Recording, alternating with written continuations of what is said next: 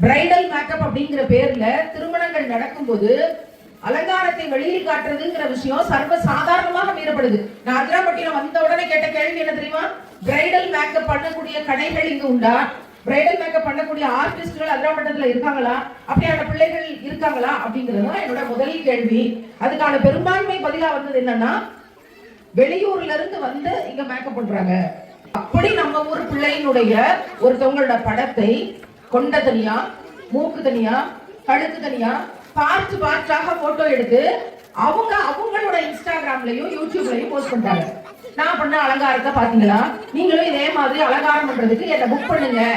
ஒரு அலங்காரம் பண்ணி ஒரு மணப்பெண்ணை தயாரிக்கிறதுக்கு 50,000 ரூபாய், 30,000 ரூபாய், 1,00,000 ரூபாய் அப்படின்னு கூவி இவர்கள் பணக்காரர்களாக ஆகிறதுக்கு, இவங்க காசு சம்பாதிக்கிறதுக்கு நம்ம வீட்டு பிள்ளையினுடைய பார்ட்டாக படங்களை எடுத்து இவங்க ரிலீஸ் பண்றாங்க. அப்படின்னா இதெல்லாம் இந்த பிள்ளைகளுக்கு தெரியுமா? அனுமதி கொடுத்து தான் வெளியிடுறாங்களா இல்ல தெரியாதாங்கிற விஷயம் நமக்கு தெரியல. நாங்க விசாரிக்கிற வரைக்கும் சில பேர் அனுமதி கொடுத்து தான் வெளியிடுறாங்க.